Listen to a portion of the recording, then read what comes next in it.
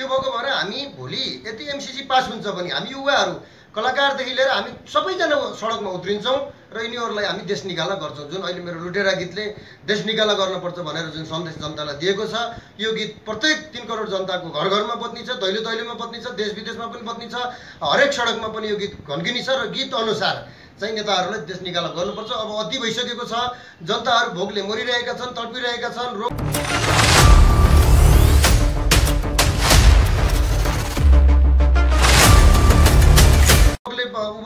भड्किरहेका छन्। तपाईँको अब अहिले कोरोनाले त्यत्तिकै मान्छेहरू मरिरहेका छन्, हस्पिटलमा गयो, स्वास्थ्य सुविधा शिक्षा केही पनि छैन, यिनीहरू चाहिँ टन्न घैँटो घोर्ने, अनि त्यहाँ नाति नातिना छोराछोरीलाई चाहिँ अमेरिकामा राखेर पढाउने, यिनीहरूका सन्तानलाई चाहिँ अबुझ सम्पत्ति कमाउने काम भएको छ र हामीले एक दिन दुधको दुध पानीको पानी कोट्टाएर हामी सब ठेगाना लगाउँछौँ। त्यो भएको भएर अबको युवाको नेतृत्वमा हामी चुप लागेर बस्ने छैनौँ र अबको राजनीति भनेको शिक्षाको राजनीति हुनेछ र युवाको नेतृत्वमा सरकार बनिसकेपछि यस्तो भद्रगोल हुँदैन। पक्कै पनि युवाले अब एउटा व्यवस्थित तरिकाले राजनीति गर्नुहुन्छ, किनभने त्यहाँ पढाइ पनि हुन्छ, पिएचडी होल्डर हुनुहुन्छ र सबैजना पढेका हुनुहुन्छ र अध्ययन पनि विदेशमा बसेर गरिरहनु भएको छ। भोलि उहाँहरू नै फर्किएर मन्त्रीको नेतृत्व गर्नु होला, कुनै पदको नेतृत्व गर्दा टेक्नोलोजी राजनीति हुन्छ। किनभने यिनीहरू जस्ता हिजो जङ्गलमा भैँसी चराएर एसएलसी पनि पास गर्न नसकेकाहरू, कुनै दिमागमा नभएकाहरूले चाहिँ देशलाई चाहिँ विकास गर्न नसकेर यिनीहरूको जुन स्थिति थियो हिजो चाहिँ घाँस काट्दै गर्दा, भगाएर छोड्दै गर्दा बाट चाहिँ यिनीहरू राजनीतिमा लागेको भएर पढाइ र कुनै विकासको योजना यी बुढाहाडाहरूसँग छैन र यिनीहरूसँग देश चलाउने शक्ति पनि छैन। कोही मृगौला बिग्रेर चाहिँ हस्पिटलमा बसेर देश चलाउँछन्, कोही चाहिँ विदेशमा बसेर पनि देश चलाउँछन्। त्यो भएको स्थिति छ र त्यो भएको भएर अब प्रतिकार गर्दै हामी बुढाहाडाहरूलाई रिटायरमेन्ट गराउँछौँ र युवाको नेतृत्वमा सरकार बन्छ। पुण्य गौतम साँच्चीकै प्रधानमन्त्री भयो भने के नेपाल एउटा चाहिँ विकासोन्मुख अथवा विकासशील अवस्थातिर चाहिँ लम्किन सकिन्छ त उहाँको नेतृत्वमा? के चाहिँ अवधारणाहरू छ र के चाहिँ विश्वास छ ल भन्नुहोस् त। अब विश्वास त यस्तो छ, उहाँ पनि अहिले साझा जीवन उच्च विचार हो, किनभने उहाँ एउटा गाडी पनि लिएर हिँड्न सक्नुहुन्थ्यो होला, ज्ञानेन्द्र साईहरू जस्तै गाडी पनि चल्न सक्नुहुन्थ्यो होला, किनभने उहाँ आफै पनि एउटा सम्पत्तिमा पनि पुर्खौलीबाट कार चढ्न पुग्ने सम्पत्ति पुर्खाको छ, उहाँको बुवा मम्मीहरूले कमाएको सम्पत्ति पनि टन्नै छ र त्यही माथि उहाँ अहिलेको त्यो पपुलर र सेलिब्रेटी एउटा राजनीतिक कर्मी र एउटा सेलिब्रेटीको रूपमा पनि अहिले हुनुहुन्छ। जति चर्चा छ त्यो अनुसार पनि उहाँले पैसै कमाउन चाहेको भए जोगैसँग पैसा लिएर एउटा सम्पत्ति जोड्न सक्नुहुन्थ्यो होला, कारमा हिँड्न सक्नुहुन्थ्यो होला, भिआइपी बनेर चाहिँ 5 स्टारमा खाएर हिँड्नुहुन्थ्यो होला।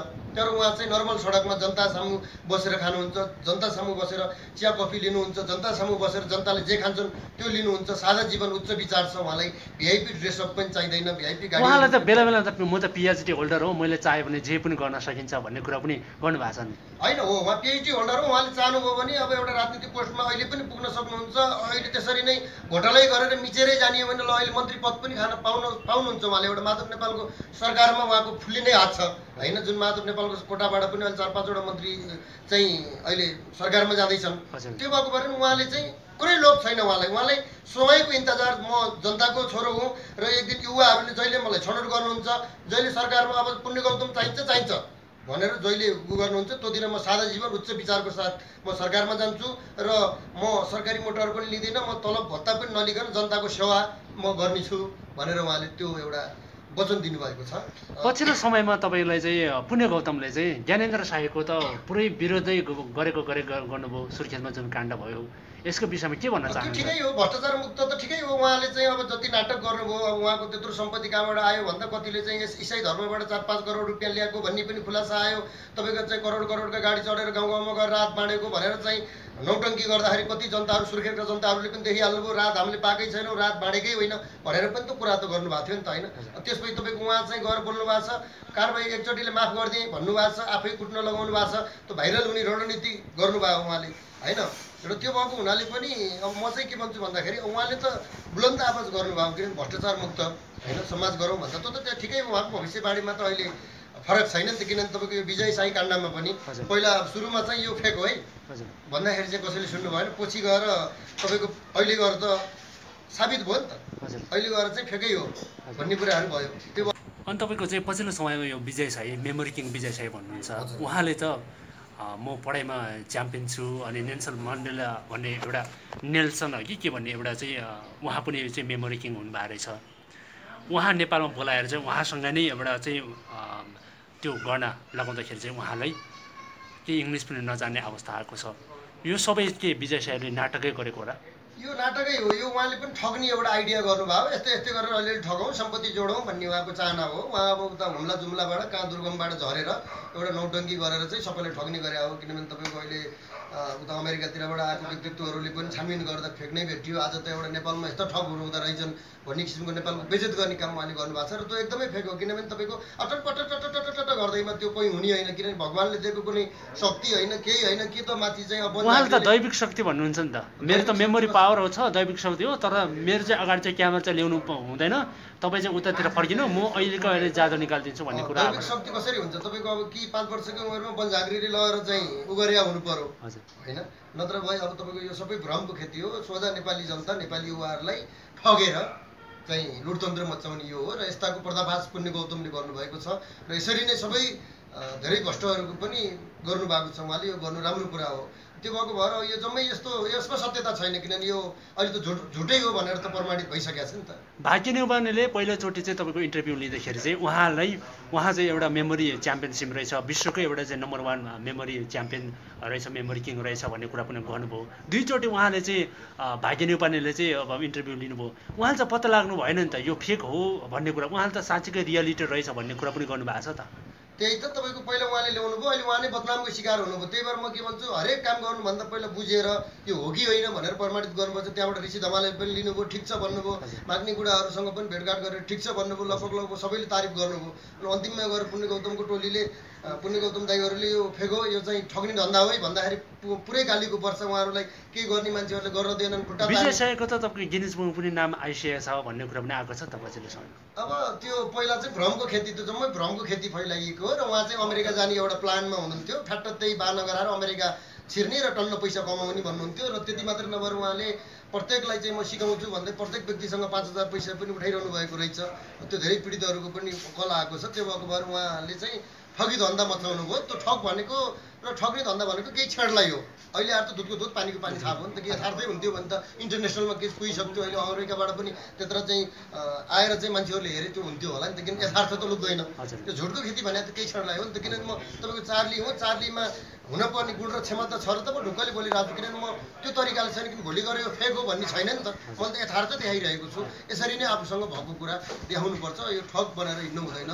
नेपाली दाजुभाइ दिदीबहिनीहरू, आफ्नै दाजुभाइ दिदीबहिनीहरू हुन्, उहाँहरूलाई ठग्नु हुँदैन चाहिँ म भन्छु। त्यही भएर बरु केही काम गरेर खाऊ, बरु हलो जोतेर खाऊ, केही काम गर भनेर म भन्न चाहन्छु। तपाईँको नेपाली यो चार्ली भन्ने एउटा क्यारेक्टर चाहिँ आएको छ है, यसमा चाहिँ तपाईँको भूमिका के होला? यो लुटेर भन्ने एउटा गीतमा चाहिँ तपाईँको भूमिका के छ?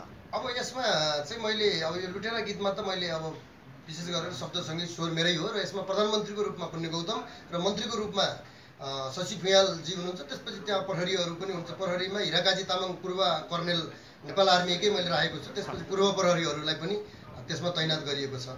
र यसमा चाहिँ मैले विशेष गरेर एउटा चाहिँ अब त्यो सपनामा देखेको म निदाइरहेको हुन्छु। बिउजिँदाखेरि चाहिँ सपना रहेछ पुण्य गौतम प्रधानमन्त्री भइरहेको, पुण्यदायी प्रधानमन्त्री नै बनेको त्यो एउटा देखा हुन्छु। र अर्को भनेको अब विकास समृद्धि जनताको निमित्त पुण्यदायी बोलिरहेको अवस्थामा पनि त्यहाँ देखा परिरहेको हुन्छु। किन हामी त अब सामाजिक सञ्जालमा जनताको आवाज गर्दै सँगसँगै पनि हिँडिरहेको हुनाले त्यो मैले देखा परेको छु। भने अरू विशेष गरेर गीतलाई नै फोकस गरेर त्यो गीतको निर्देशन पनि म आफै गरेको छु। निर्देशकको रूपमा पनि सबैलाई चाहिँ काम गरेको छु। त्यो गीतले चाहिँ दिन खोजेको सन्देश के होला नेपाललाई? गीतले दिन खोजेको सन्देश चाहिँ अब भ्रष्टहरूलाई अब चाहिँ जनता चुप लागेर बस्दैनन्।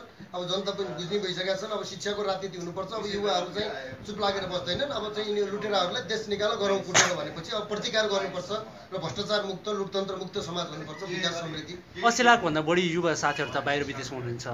अब उहाँ नायकन त यिनीहरूलाई चाहिँ कसरी चाहिँ लक्ष्याउने होला? होइन, उहाँहरू अवश्य फर्केर आउनुहुनेछ र प्रतिकार गर्नुहुनेछ। त्यो समय आएपछि सबै जोसमा होस् हुन्छ, फर्किनुहुन्छ बिस्तारै। किनभने अब त्यो बिस्तारै फर्किनु हुनेछ र कयौँ युवा यहाँ पनि हुनुहुन्छ होइन। र त्यो भएको भएर जनताले प्रतिकार गरेर चाहिँ लड्नै पर्ने स्थिति छ। अहिले युवाहरूले चाहिँ अहिले बुझेको अवस्था देखिन्छ यो टाइममा चाहिँ राजनीति भने के हो र बुढेखाडा चाहिँ नेताहरूले चाहिँ हामीलाई यस्तो अवस्थामा पुर्यायो भन्ने कुरा चाहिँ सबै युवाहरूले त अब अहिलेसम्म पनि सचेत भएको अवस्था देखिन नि सर।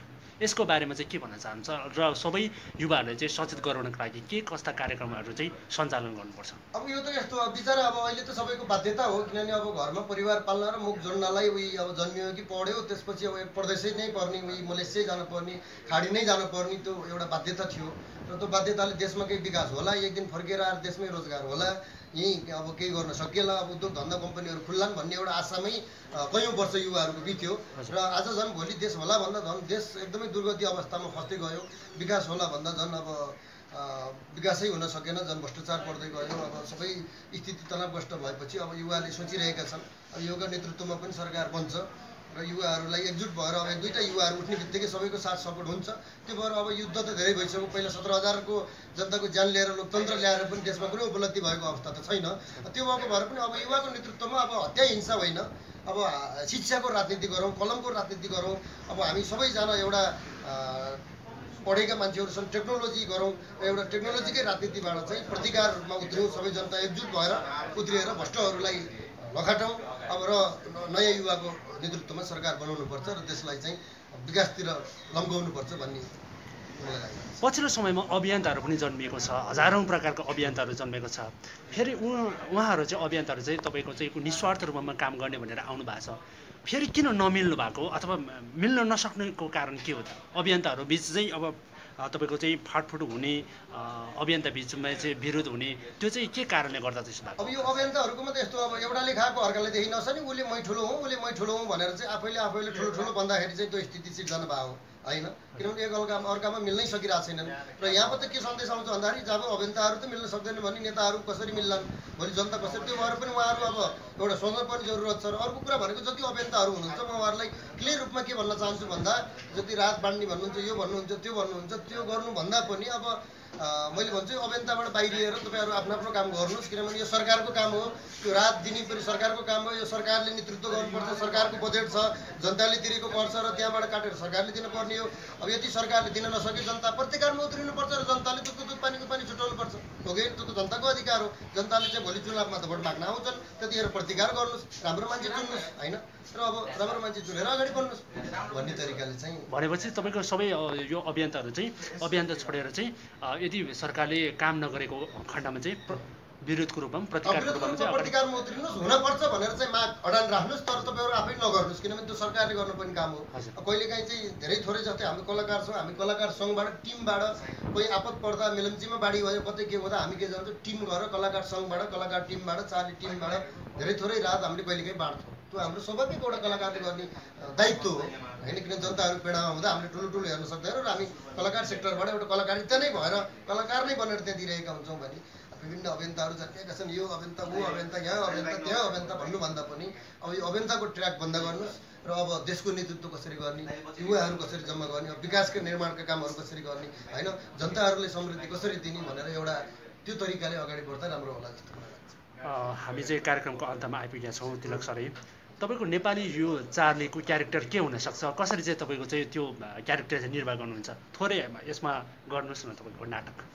होइन अब यसमा चाहिँ यस्तो छ, अब एउटा मेरो चाहिँ अब दुई भर्जन, एउटा भनौँ न एउटा साइलेन्स भर्जन छ यथार्थमा पनि र एउटा नेपाली भर्जन। नेपाली भर्जनमा चाहिँ पुतलीगढ मिलाएर भन्ने ठेगोसहित एउटा नेपाली भर्जनमा अहिले प्ले गराउँदैछु। भइहाल्छ नि हजुर पुतलीगढ मिलाएर, अनि सन्चै हुनुहुन्छ होला नि हजुर पुतलीगढ मिलाएर भन्ने चाहिँ यो नेपाली डाइलेक्ट डेलिभरीमा नेपालको लागि एउटा नेपाली भर्जन क्यारेक्टर जान्छ र अर्को भनेको चाहिँ साइलेन्स भर्जनमा जान्छ। साइलेन्स भर्जन जान्छ। यो दुइटै अहिले फाइनल हुँदैछ। म्युजिकहरू, ड्रेसहरू, यो क्यारेक्टरहरू अझ अहिले चाहिँ जति चार्ली भनेर चिन्नुहुन्छ अझ फुल फाइनल क्यारेक्टर प्ले गराउन बाँकी छ होइन। र त्यसपछि भोलि इन्टरनेसनल यसलाई ओल्डमै लैजाने र अबको युगको चार्ली भनेर जो चार्ली थियो त्यही नै हो, चार्लीले जे गर्थ्यो त्यही गर्ने हो, जस्तो थियो त्यही नै हो, अनुहार त्यही हो, रूप त्यही हो, गर्न पनि त्यही हो, ड्रेसअप त्यही हो। तर नेपालमा जन्मिएको हुनाले नेपाली भर्जन छुट्टै हुन्छ, एउटा टिपिकल डाइलेक्ट डेलिभरीमा हुन्छ भने अर्को चाहिँ साइलेन्स चाहिँ पोलको लागि एउटा साइलेन्स प्याटर्न। तपाईँले पहिलाको जुन चार्लीको चाहिँ अनुहार र तपाईँको अनुहार हेर्दा दुरुस्तै जस्तै लाग्छ? दुरुस्तै छ, अब फरक छैन। यति हाइट त्यति माथि छ।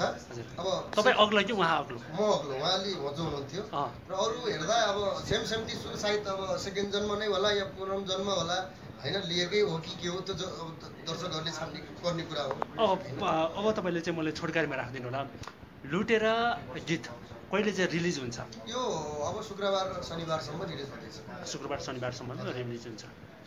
अब पछिल्लो समयमा चाहिँ अब तपाईँले चाहिँ यो कलाकारिताबाट चाहिँ नेपाली चार्लीको रूपमा स्थापित भएर के काम गर्ने योजना छ, के भिडियो चाहिँ तपाईँको चाहिँ आउने छ तपाईँको कलाकारिता प्रख्यात बनाउनको लागि? कस्तो गीत चाहिँ आउँदैछ? यसको बारेमा अब गीत त मेरो यहाँभन्दा पहिला पनि आमाको काग प्यारो छ राम्रो भाइरल गीत हो, एकदम मन पराइदिनु भएको छ। मेरो शब्द सङ्गीत र सचिन परिवारको स्वर रहेको थियो। हजुर त्यसपछि बाख्रो करायो बोको हरायो भन्ने गीत पनि मिडियामा धेरै लोकप्रिय गीत हो। हजुर र त्यसपछि अहिले आएर लुटेर बोलको गीत चाहिँ राष्ट्रकै एउटा नेतृत्व, एउटा 3 करोड जनताले मन पराउनेछन् भन्ने लागिरहेको छ। र त्यहाँपछि पनि कन्टिन्यू म केही समय गीतलाई दिँदैछु। र त्यो बाहेक चाहिँ अब यो चार्लीको क्यारेक्टरले एउटा नेपाली भर्जनमा पनि म प्ले गराउने, त्यसपछि एउटा साइलेन्ट भर्जनमा म प्ले गराउँछु। त्यसपछि अब नेपालमा पनि त्यो टाइपको अभिनयहरू मन पराउनु भएको छ, त्यो जान्छ। त्यसपछि भोलि अब इन्डियामा पनि अहिले सांस्कृतिक मन्त्री विनय बिहारीले मलाई टेलिफोन गर्नुभएको छ। म इन्डियामा पनि गएर विभिन्न सोमा भाग लिन त्यहाँ जान्छु। त्यसपछि इन्टरनेसनल सोहरूमा पनि भाग लिन जाने, अनि भोलि नेपालको गभर्मेन्ट प्राइम मिनिस्टरबाट अलिकति स्वीकृति लिएर अनि अब युकेसँग पनि कुरा गरेर म युकेमा गएर चार्लीको स्थान पुरै अध्ययन गरेर फर्किन्छु।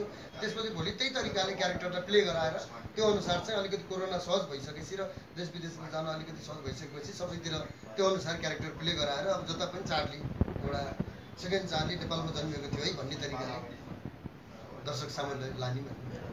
ठिक छ, तपाईँको कलाकारिता अझै पनि प्रखर हुँदै अगाडि बढोस्, हाम्रो शुभकामना छ। सदाबर अनलाइन खबरमा यहाँ आउनुभयो, यहाँलाई धेरै धेरै धन्यवाद छ। हजुर अन्तमा तपाईँ के भन्न चाहनुहुन्छ भन्नु होला। अब अन्तिममा यो लुटेरा भन्ने गीत आउँदैछ। यता पनि लुटेरा उता पनि लुटेरा, लुटेरालाई देश निकाला गरौँ कुटेर। यो 3 करोड जनताको आवाज हो। यो सारा युवाहरू देश विदेशमा हुनुहुन्छ उहाँहरूको आवाज हो, सबै जनताको पीडा हो। र अहिले तपाईँको जनताले स्वास्थ्य शिक्षा पाउन नसकेको अवस्थामा, देश लुटिएको अवस्थामा अब चाहिँ चुप्प लागेर बस्नु हुँदैन। अब चाहिँ यत्रो बाहिर खाडीमा पसिना बगाएर महँगा नेताहरू पाल्नु हुँदैन। त्यो भएर हामी एकजुट भएर प्रतिकारमा उत्रिनुपर्छ। त्यही भएर लुटेरालाई देश निकाला गरौँ कुटेर सबै भएर भन्नु। हस् त, नमस्ते। हस् त।